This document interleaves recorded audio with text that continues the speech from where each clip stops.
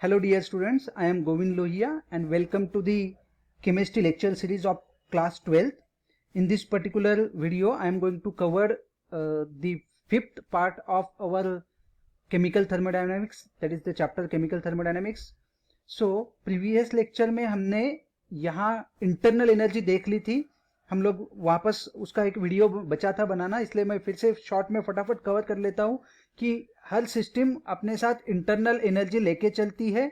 और वो अगर मैं हम लोग बात करें इंटरनल एनर्जी, तो इंटरनल एनर्जी जो डिनोट होती है सिस्टम की, वो डिनोट होती है यू से, है ना। अब वो in the form of potential energy, kinetic energy और बोथ और सम सॉर्ट ऑफ एनर्जी हमने बात की थी, और it is denoted with a sign you.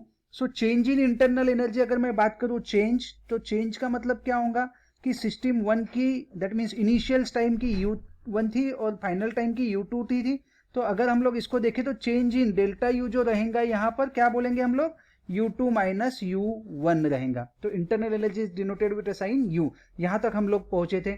फिर इसके बाद में हमने बात की थी कि फर्स्ट लॉ ऑफ थर्मोडायनामिक्स के बारे में हमने स्टेटमेंट की थी, तो हम लोग उसको भी फटाफट रिवाइज कर लेते हैं। फर्स्ट लॉ ऑफ थर्मोडायनामिक्स, है ना। और यहाँ ये बहुत ही सिंपल सा लॉ था। अल्टीमेट कंक्लूजन इसका था कि energy can neither be created nor be destroyed, total energy of the universe and system is always constant.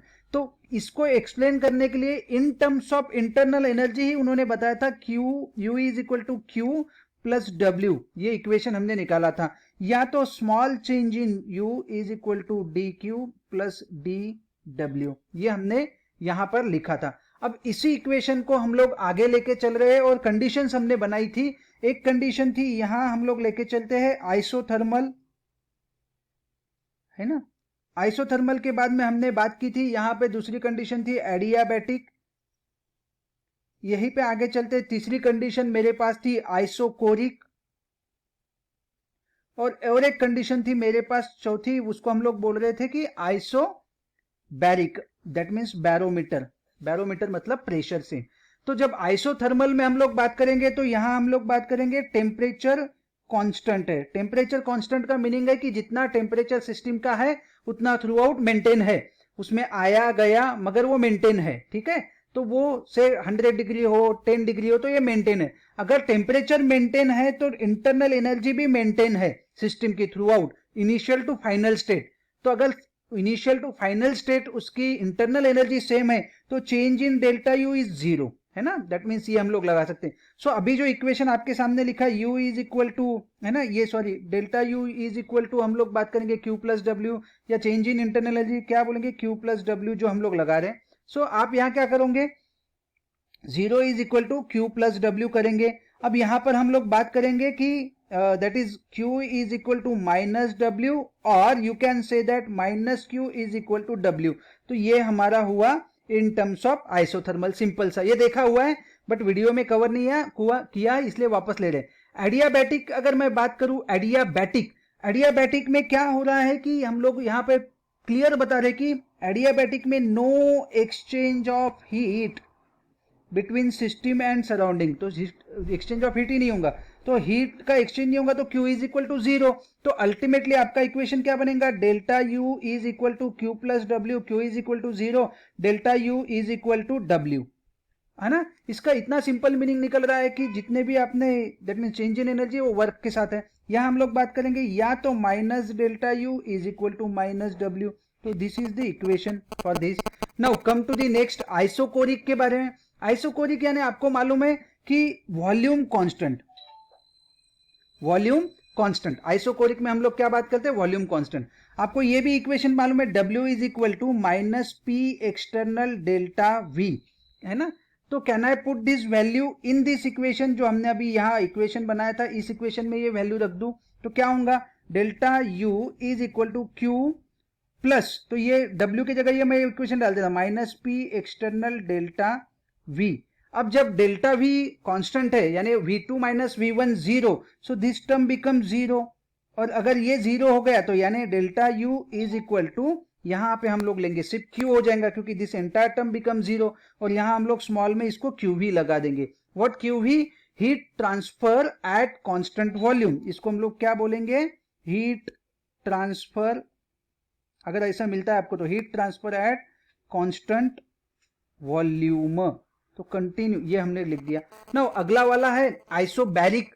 Isobaric में आपको समझाते वक्त आपको पूरा की पूरा इक्वेशन लिखना जरूरी है। जैसे हम लोग बोलेंगे आइसोबैरिक में delta V is not equal to 0, pressure is equal to constant. Most of the time this equation हम लोग बोलते हैं कि ये होती है, और कैसे होती है ये भी मैं बता दूं कि ये मोस्ट ऑफ द टाइम ये जितने भी हो रहे हैं ये ओपन कंटेनर में होंगे, और जहां हम लोग बात करेंगे ओपन कंटेनर में एटमॉस्फेरिक प्रेशर 1 होता है तो प्रेशर कांस्टेंट, बस आपको ये वैल्यू रखना है। यहाँ पे ये पूरा की पूरा इक्वेशन एज इट इज रहेगा। दैट मीन्स क्या बोलेंगे हम लोग, delta U is equal to Q minus P external delta V, ये इक्वेशन हमारा रहेगा। अब क्या होगा, इस इक्वेशन को थोड़ा सा मॉडिफाई कर सकते हैं हम लोग। इस इक्वेशन को मॉडिफाई इन द सेंस हम लोग यहां पर बात करेंगे क्यू, क्योंकि प्रेशर कांस्टेंट है तो क्यूपी लगा दो। That means heat transfer at constant pressure, हम लोग ये वर्ड यूज करेंगे, heat transfer at constant pressure is equal to delta U, और ये इस साइड में चले गए तो क्या होगा, plus P external delta we. So this is the equation, ये हमारा इक्वेशन बना यहां तक के। तो हम लोग ये चीजें बात करें। अब यहां मैंने और एक चीज देखी है, हम लोग यहां पर एज स्पेशल सिंबल हम लोग यहाँ पे यूज करेंगे एट कांस्टेंट प्रेशर के लिए, what ever the changes given, that is heat transfer at constant pressure अगर है तो इसको एक स्पेशल सिंबल दिया गया है, and that special symbol is nothing but H. H is nothing but enthalpy. तो ये स्पेशल सिंबल है जब आपके पास प्रेशर कांस्टेंट है, तो ये कब आएगा, जब when we talk about pressure is constant, तो ये एक स्पेशल सिंबल आपके पास आएगा एंथैल्पी का। तो मूविंग टुवर्ड द नेक्स्ट, तो एंथैल्पी यानी क्या, तो एंथैल्पी यानी हम लोग यहां बात करेंगे enthalpy is equal to H is equal to U plus whatever the energy required for the PV work, whatever the energy required for the PV work. So H is equal to U plus PV. तो ये हो गया हमारा enthalpy के लिए equation.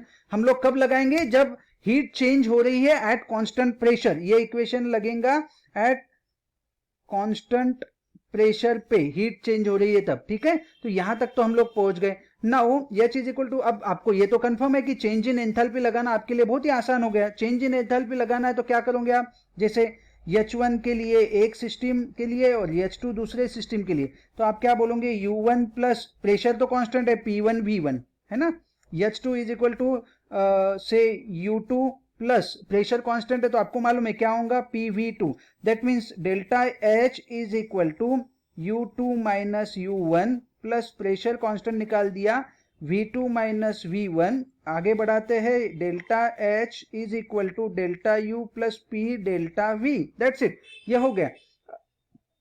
In terms of अगर हम लोग ये PV को PV is equal to nRT ले लेते हैं तो इसको भी हम लोग आगे लेके चल सकते हैं, और हम लोग ये बात करेंगे कि delta H is equal to delta U plus यहां मैं ले सकता हूं N2 minus N1 RT। That's it. तो ये इक्वेशन हमने डेरिवेटिव यानी देखा है कैसे आया है, तो हमने यहाँ लिख के दिया आपको। तो यहां तक तो ये हमें कोई प्रॉब्लम नहीं जाएगा, एकदम सिंपल से वे में हमने इसको समझा दिया है, ठीक है। Now work done in chemical reaction, अगला वाला आपके पास टॉपिक है। Let me start with the book, आपके सामने बुक लेके चलते हैं। फर्स्ट लॉ ऑफ थर्मोडायनेमिक्स हमने देख लिया, ये हमने कवर कर लिया।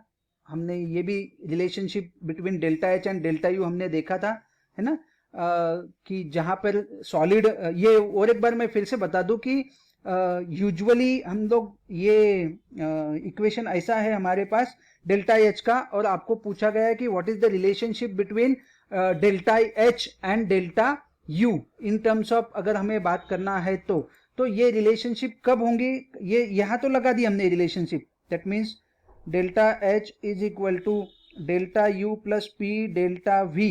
अब डेल्टा वी फॉर सॉलिड है और लिक्विड है जो कि नॉन कॉम्प्रेसिबल है या बहुत कम कॉम्प्रेशन शो करते हैं, तो चेंज इन वॉल्यूम जीरो हो जाएगा, ultimately this term become zero. So at that time delta H is equal to delta U. So there might be a question, when delta H is equal to delta U, so delta H is equal to delta U only when there is a no change in the volume, and probably ये कब होता है, जब मेरे पास reactant और product liquid या solid हो। तो गैसियस में तो ये चेंज इन वॉल्यूम होने वाला है, तो यहां पर हम लोग उसके बारे में नहीं बात करेंगे। ओके, चलो आगे चलते हैं।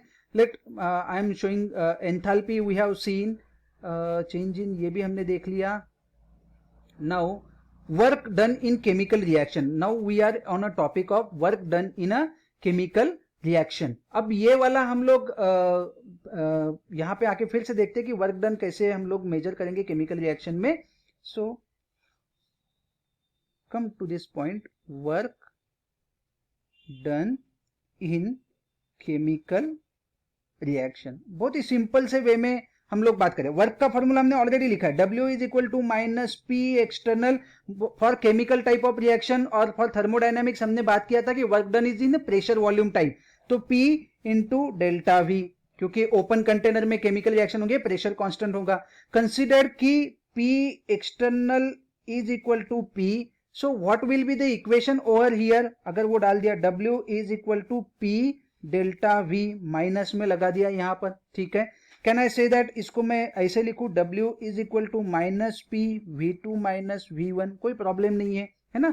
या इसी को आगे बढ़ाते हुए आप ये भी लिख सकते हो कि W is equal to minus PV2 plus PV1, है ना, माइनस माइनस प्लस हो जाएगा ये, यानी और अगर बताना है आपको तो ये माइनस PV2, ये माइनस साइन यहां आ जाएगा, तो माइनस माइनस प्लस PV1 ऐसे बन जाएगा, ठीक है। तो अगर, और दूसरी चीज हमको ये भी मालूम है कि can we put PV is equal to NRT वाला फॉर्मूला लगा के देखते हैं, PV is equal to NRT, तो सेम इक्वेशन कैसे लिख सकते हैं, W इज इक्वल टू, है ना। अब यहां पर आप ये ले सकते हो कि N2 माइनस N1 RT, ये minus sign as it is बाहर रहेगा, ठीक है।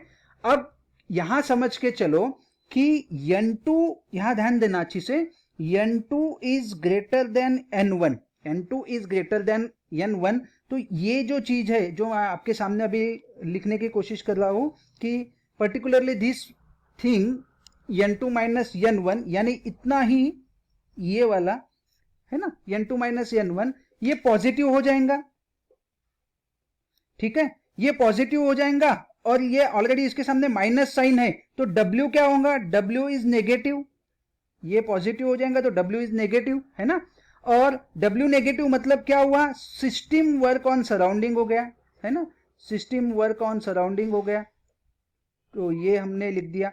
ऐसे ही अगर मैं बात करूं, उससे कंसिडर करो N1 is greater than N2, तो यही N1 is greater than N2, तो ये नेगेटिव हो जाएगा, ये नेगेटिव हो जाएगा, तो ऑलरेडी बाहर नेगेटिव है, तो नेगेटिव और अंदर वाला negative become positive, so W becomes eight that time positive, ठीक है। और अगर W पॉजिटिव है तो वॉट एवर दी सिस्टम, अभी यहां पे सिस्टम वर्क ऑन सराउंडिंग, अब हम लोग बोलेंगे सराउंडिंग वर्क ऑन सिस्टम, है ना, तो ये हमारी स्टेटमेंट होंगी। तो ये देखो यहाँ पे हम लोग उसी के बारे में बात कर रहे हैं, डेल्टा N टू N क्या है, W 0 से कम है ना, वर्क किसने किस पे किया, ये हमारा पॉइंट है, ठीक है। Now this is the interesting point आज का डिस्कशन का, जो कि हम लोग बात करेंगे एंथैल्पी ऑफ फिजिकल ट्रांसफॉर्मेशन, ठीक है। तो हम लोग एक साथ बहुत सारी चीजें देखने की कोशिश कर लेंगे एंथैल्पीज ऑफ फिजिकल ट्रांसफॉर्मेशन में, ठीक है।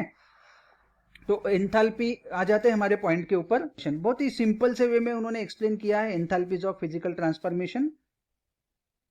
एंथैल्पी ऑफ फिजिकल अब फिजिकल ट्रांसफॉर्मेशन आपको मालूम है क्या है ना। फिजिकल ट्रांसफॉर्मेशन मतलब सॉलिड से लिक्विड, लिक्विड से गैस, गैस से फिर से लिक्विड, लिक्विड से फिर से सॉलिड, है ना। Likewise this is physical transformation. So अगर हम लोग बात करें, यहां दो तरह से, दो चार हमारे पास है, तो एक पहला नंबर पे है enthalpy of fusion, enthalpy of fusion, है ना। तो इन सबके लिए एक कॉमन स्टेटमेंट हम लोग रख लेते हैं। क्या कॉमन स्टेटमेंट रखते हैं, एंथैल्पी चेंज अकम्पनाइंग विथ, है ना। तो ये वाला that is enthalpy of fusion is defined as enthalpy change, है ना। ये कॉमन आप रखने यहां पर, है ना। ये अकम्पनाइंग का स्पेलिंग है ना, एंथैल्पी चेंज अकम्पनाइंग विथ क्या के साथ एसोसिएटेड है। एंथैल्पी ऑफ फ्यूजन मतलब क्या, फ्यूजन मतलब उस कंपाउंड का लिक्विड फॉर्म में कन्वर्ट करना, ठीक है। कब, enthalpy change accompanying with 1 mole of solid, कितना, 1 mole of solid converted into liquid, it's liquid state, कितना, 1 mole of solid converted into liquid, कब, without change in temperature, without change in temperature, without change in temperature and at, ये important है, constant pressure. तो ये वाला line आप हर जगह लिख सकते हो, देखो कौन सी, ये without change in temperature at constant pressure और एंथैल्पी चेंज। ठीक है, अब सिर्फ बदला क्या, यहां जितनी भी डेफिनेशन आएंगी, enthalpy of fusion, enthalpy of vaporization, enthalpy of ionization, है ना, तो एंथैल्पी चेंज अकम्पनाइंग, है ना, without change in temperature at constant pressure, ये दो चीजें होना ही है। अब क्या है, 1 मोल सॉलिड सब्सटेंस का कन्वर्जन होना लिक्विड में, और उस टाइम पे जो चेंज होगा उसको हम लोग बोलेंगे एंथैल्पी ऑफ फ्यूजन। इतना क्लियर है, ठीक है। जैसे कि अब मैं यहां पे एक एग्जांपल लिखूं आपके सामने, H2O solid convert into H2O liquid, H2O liquid, तो क्या होगा, इसका जो एंथैल्पी चेंज है वो हम लोग लिखते हैं यहां +6 समथिंग है, 6.0 पकड़ लेते हैं हम लोग, किलो जूल, ठीक है, पर मोल, ये लिखना जरूरी है पर मोल, क्योंकि पर मोल के लिए। अगर मैं उल्टी तरह से बात करूं, H2O लिक्विड का, अगर मुझे दैट मींस लिक्विड से सॉलिड बनाना है, H2O solid, then this become -6.0 kilo joule per mole, that's it. तो ये हुआ हमारा एंथैल्पी चेंज के बारे में, है ना, तो ये हमने यहां पर लिख दिया ये वाला पार्ट, ठीक है। अब दूसरा है एंथैल्पी ऑफ वेपोराइजेशन, चलो आगे वाला दूसरी डेफिनेशन देख लेते हैं, एंथैल्पी ऑफ वेपोराइजेशन। अब वेपोराइजेशन के लिए वापस सेम, एंथैल्पी चेंज अकम्पनाइंग, ये कॉमन रहेगा, enthalpy change accompanying with 1 mole of liquid undergoes vaporisation. क्या बोलेंगे हम लोग, अब 1 मोल ऑफ यहां सॉलिड था, या 1 मोल ऑफ लिक्विड किस में गया, वेपोराइजेशन में गया, ठीक है, 1 मोल ऑफ लिक्विड वेपोराइजेशन में गया, ठीक है, वेपोराइज्ड कंप्लीटली, ठीक है। और यहां पर एज यूजुअल ये वाली चीज विदाउट चेंज इन, ये वाला कॉमन रखेंगे, कौन सा वाला, ये एज इट इज, ये डब्बा यहां लेके आ जाएंगे, ठीक है, without change in temperature at constant pressure, ठीक है। अब यहां पर एक एग्जांपल लेते हैं, जैसे H2O लिक्विड का H2O गैसियस में कन्वर्ट होना, तो कितनी एनर्जी लगेगी यहां पे, यहां अलग अलग टेम्परेचर पे हो सकता है। H2O liquid can exist in a liquid form at 10 degree, it can exist in a liquid form at 30 degree, it can exist in a liquid form even at 100 degree Celsius, उसके बाद ये vapour form में convert होना शुरू होता है। तो हम लोग बात करेंगे H2O लिक्विड अगर एट 100 डिग्री सेल्सियस है, तो उसका जो एंथैल्पी चेंज है वो है +40 किलो जूल पर मोल, ठीक है। अगर वही मैं बात करूं कि वो 25 डिग्री पे है, सेम यही इक्वेशन, ये 40 का है, अगर वो 25 डिग्री सेल्सियस पे, तो what will be the answer, it is 44 kilo joule per mole, है ना। लाइकवाइज और इवन उससे भी कम है जैसे, तो हम लोग बात करेंगे it is 45 point something kilo joule per mole. तो ये डिपेंड करता है कि आपका टेम्परेचर कितना है उस सिस्टम का, लिक्विड का, जैसे वाटर का 100 पे भी वाटर है तो उसको सिर्फ आपको 40 किलो जूल लगा के हम लोग बोलेंगे कि गैसियस फॉर्म में कन्वर्ट किया, है ना, तो 100 डिग्री का, तो without change in temperature and constant pressure, ये हम लोग वर्ड यहां यूज कर रहे हैं, ठीक है। आगे चलते हैं, लेट इट बी, यहां ये होपफुली आपको समझ में आया। आप बोलोगे सर यहां तो टेम्परेचर आपने बोला कि चेंज नहीं करना है या 100, व्हाट आई एम सेइंग, क्योंकि लिक्विड जो है H2O it can exist in a liquid form at 10 degree Celsius, at यानी 10 से 20 degree to up to 100 degree पर भी ये लिक्विड फॉर्म में है। अब मैं क्या बोल रहा हूं कि 100 डिग्री पे हम लोग पूरा लिक्विड 100 पे हम लोग टेम्परेचर चेंज नहीं करेंगे उसका, मगर 100 से उस टेम्परेचर से या उस पॉइंट के उस लिक्विड का वेपोराइज करने के लिए आपको 40 किलो जूल लग रही है। अगर यही लिक्विड 25 डिग्री पे है, हम लोग टेम्परेचर चेंज नहीं करेंगे अब उसका, ठीक है, और 25 से उसको अगर मुझे वेपोराइज करना है तो उसके लिए मुझे एनर्जी कितनी लग रही है, तो 44 किलो जूल लग रही है। इसका क्लियर मीनिंग है कि 25 से 100 के बीच में जो एनर्जी का गैप है वो 4 किलो जूल का है, ठीक है, पर मोल। तो ये हमारा यहां तक हो गया। आगे चलते हैं, नेक्स्ट है आपके पास एंथैल्पी ऑफ आयनाइजेशन। तो थर्ड वाला पॉइंट हम लोग बात करते हैं, एंथैल्पी ऑफ आयनाइजेशन। बहुत ही सिंपल वे है ये, आयोनाइजेशन। अब आयोनाइजेशन का मतलब क्या है कि आप उस कंपाउंड को आयोनाइज करने वाले हो, ठीक है। अब आयोनाइज कब कर सकते हैं हम लोग? That means by removal of electron, है ना। तो removal of electron that means again same thing, enthalpy change accompanying with, किसके साथ? विथ, यहां हम लोग बोलेंगे with removal of electron, with removal of electron. किसमें से निकालना है? तो electron from 1 mole, 1 mole common है, 1 मोल। देखो आप यहां पर भी मैंने 1 मोल वर्ड यूज किया, यहां पर भी मैंने 1 मोल वर्ड यूज किया, और यहां पर भी मैं बोल रहा हूं 1 mole. From 1 mole of an gaseous atom, of an gaseous atom. तो ये गैसियस एटम से ही हम लोग बात करेंगे। जैसे कि कोई एग्जांपल अगर मुझे लेना है, सोडियम का एग्जांपल ले लेते हैं। सोडियम गैसियस फॉर्म में लेते हैं, सोडियम गैसियस फॉर्म में होना चाहिए। अब ये कैसे होगा ये भी समझा दूं पहले मैं ले लिया सोडियम सॉलिड फॉर्म में, इसको हमने पहले ही कन्वर्ट किया सोडियम गैसियस फॉर्म में, और ये यहां से लेके जो एंथैल्पी चेंज है यहां से, ये वाली नहीं, ठीक है, यहां से सोडियम में से प्लस यहां कर दिया उसमें, और इसमें से एक इलेक्ट्रॉन निकाला। ऐसे 1 मोल, कितना? 1 मोल, तब जाके काम बनेगा, तब जाके काम बनेगा। And this is to be called enthalpy of ionization. देखिए यहां पर हम लोग आते हैं, एंथैल्पी हमने देख ली, एंथैल्पी ऑफ वेपराइजेशन हमने देखा, एंथैल्पी ऑफ नेक्स्ट वन हमारे पास सब्लिमेशन, वो भी हम लोग देख लेते हैं। पहले हम लोग आयोनाइजेशन पे शिफ्ट हो गए, है ना। एंथैल्पी ऑफ एटॉमिक और molecular change that is ionization हमने बात की, कि यहाँ इलेक्ट्रॉन निकलना। जैसे यहाँ इसकी डेल्टा एच दी है 494 kilo joules, it is huge amount. तो हम लोग यहाँ देख लेते हैं, ये 494 किलो जूल्स है ना, ये इसकी एंथैल्पी चेंज है। अब एक चीज भूल गए हम लोग, वो जो था बीच में, उसको मैं यहाँ लेता हूँ, एंथैल्पी ऑफ सब्लिमेशन। तो ये है फ्यूजन, ये है वेपराइजेशन, और इसके तीसरी यहां पर हम लोग लेते हैं, this one is the fourth one, enthalpy of what we call sublimation. अब सब्लिमेशन क्या होता है मालूम है कि सब्लिमेशन का मीनिंग है conversion of solid to vapour, है ना, विदाउट एंटरिंग। यूजुअली सब्लिमेशन का मीनिंग ये होता है without entering into a liquid phase, direct from solid से लेके वेपर गैस में कन्वर्ट करना। जैसे कि यहां पर मेरे पास मैं लिखता हूं H2O सॉलिड है, और H2O सॉलिड का हमने सीधा कन्वर्जन किया H2O गैसियस में, यानी वेपर फॉर्म में। तो इसको हम लोग बोलेंगे एंथैल्पी ऑफ सब्लिमेशन, ठीक है। What? Enthalpy change accompanying with 1 mole of solid substance convert into its vaporise form. तो सॉलिड टू वेपोराइज डायरेक्ट, ये इसमें गए ही नहीं, तो ये सॉलिड से लेके वेपर में गए, at without change in temperature at constant pressure, ये वाला वर्ड कॉमन रखेंगे उसमें भी। So this is nothing but enthalpy of sublimation. Like for water, enthalpy of sublimation, जब हमने एग्जांपल देखा, H2O solid to H2O liquid 6 kilo joule, H2O liquid to H2O gaseous 40, 44, 45। तो यहां पे मैं बता रहा हूं इसका है plus 51 kilo joule per mole. That's it. ये आपको याद रहे तो ठीक, नहीं रहा तो भी कोई प्रॉब्लम नहीं है बेटा, सिर्फ आपको एग्जांपल बता देना चाहिए। Sublimation means what?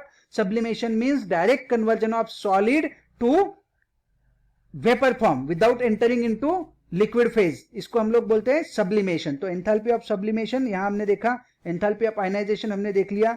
Now moving toward the next,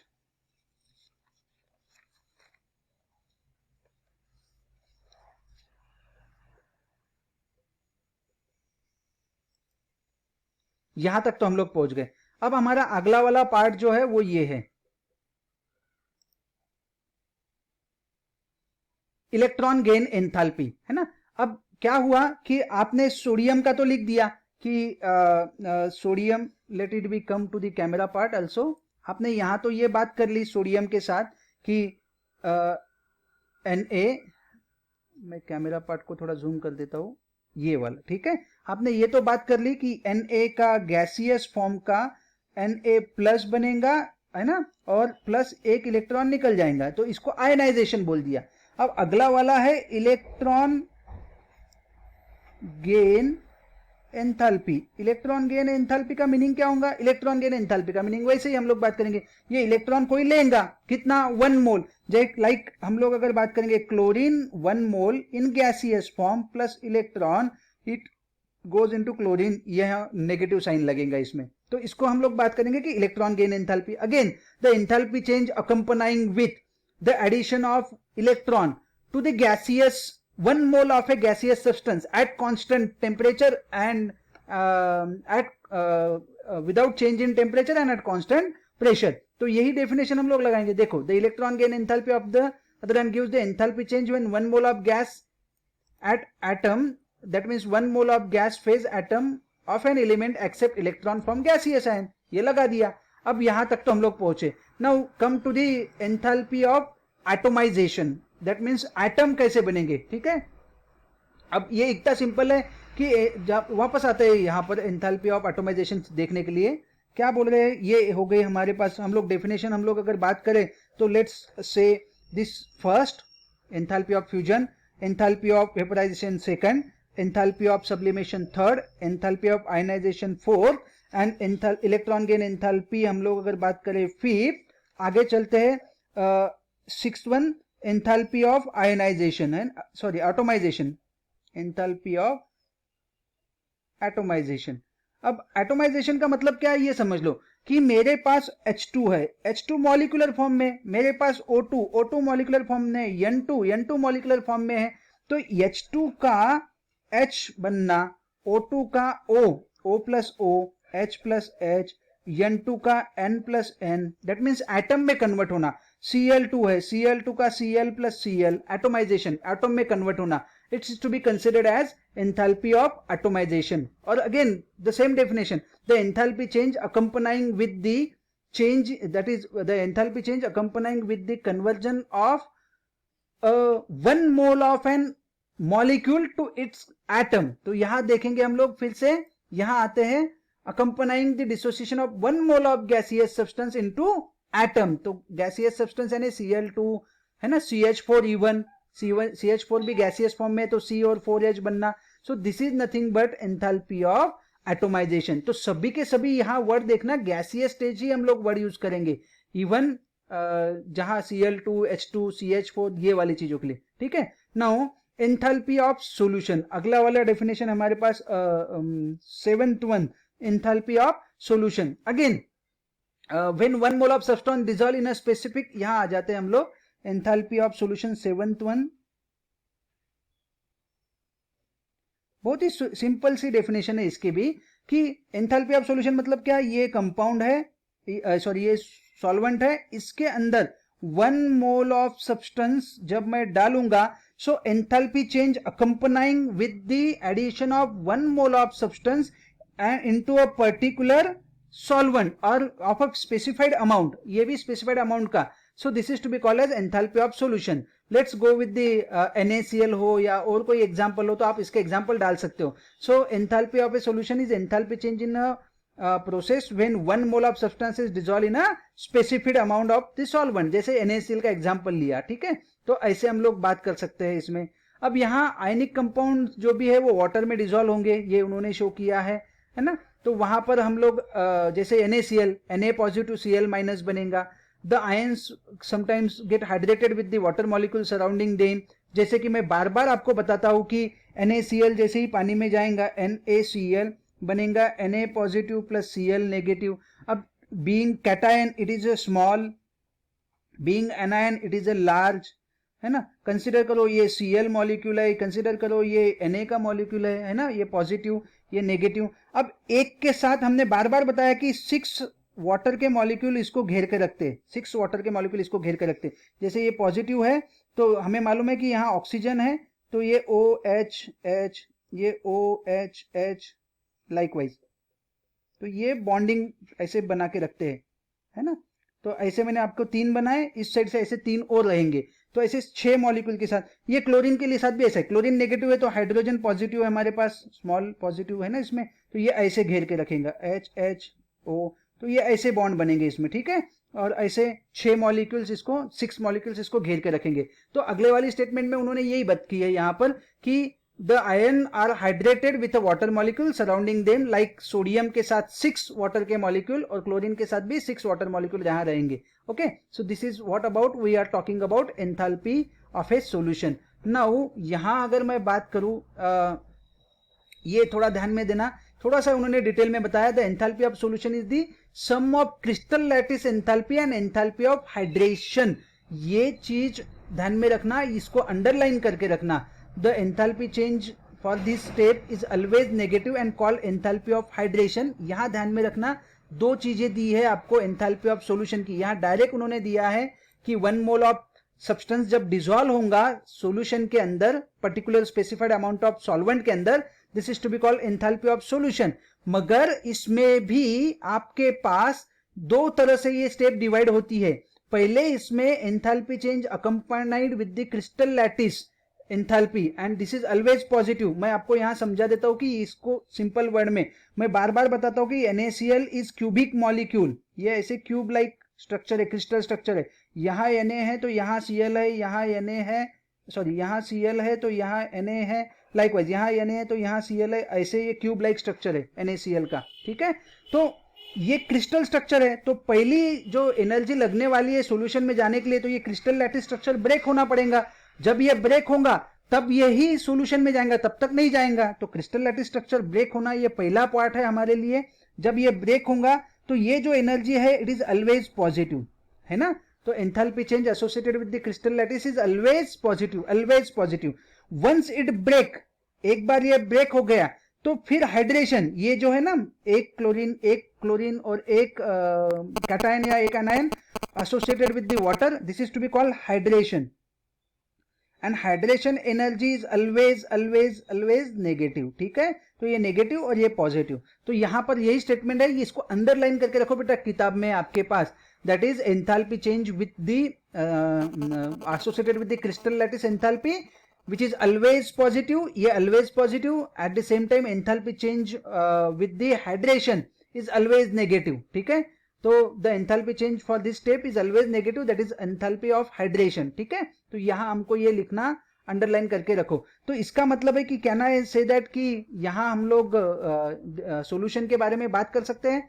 तो लेट्स से दैट हम लोग फिर से यहां एक बात करते हैं कि delta H of the solution, अगर मुझे बात करना है डेल्टा H ऑफ सॉल्यूशन, जैसे कि यहां पर हम लोग देख रहे हैं delta H of solution is what we say that कि दैट इज ये जो यल लिखा है ना, इसके बजाय हम लोग क्रिस्टल लैटिस भी लिख सकते हैं और ये हाइड्रेशन को भी लिख सकते हैं. Okay, so can I say that of solution हम लोग कैसे लिखेंगे, तो यहां हम लोग लिखेंगे डेल्टा ऑफ क्रिस्टलाइजेशन या crystal enthalpy of H plus हम लोग बात करेंगे हाइड्रेशन, जो कि हम लोग बात करेंगे H. This is negative, this is positive. So दोनों के टोटल करेंगे तो हमको डेल्टा H ऑफ सॉल्यूशन मिलेगा. और यही हमने यहाँ पर इक्वेशन में देखा. ठीक है, तो ये NaCl के लिए हमने यहाँ पर बात की. आगे चलते हैं. KCl के लिए भी उन्होंने बताया कि डेल्टा H ऑफ क्रिस्टलाइजेशन जो है कि जो कि ऑलवेज पॉजिटिव है 699 किलो जूल्स है, और हाइड्रेशन जो कि माइनस रहता है ये -681 है. What will be the enthalpy of solution, आपको ये फॉर्मूला पता होना चाहिए एंथैल्पी ऑफ सॉल्यूशन का. Just put the value and you can simply से दैट कि ये 81 और 99 इसका जो भी आंसर निकलेगा आपका, जैसे फॉर एग्जांपल इट्स 18 और नियर अबाउट 18, तो वो आंसर है आपका. Now coming toward the next part, thermochemistry. तो थर्मोकेमिस्ट का पार्ट हम लोग देखते हैं पहले अभी क्या है थर्मोकेमिस्ट्री, यानी क्या इसकी डेफिनेशन क्या होंगी. ठीक है, तो come to this part thermochemistry. शायद हम लोग इसको नेक्स्ट लेक्चर में कवर करें. अभी हम लोग एंथैल्पी को कवर कर लिया, थर्मोकेमिस्ट्री के पार्ट को हम लोग नेक्स्ट लेक्चर में कवर करते हैं बेटा. ठीक है, so it's already half an hour recording, तो हम लोग इसको नेक्स्ट लेक्चर में कवर करते हैं. सी यू.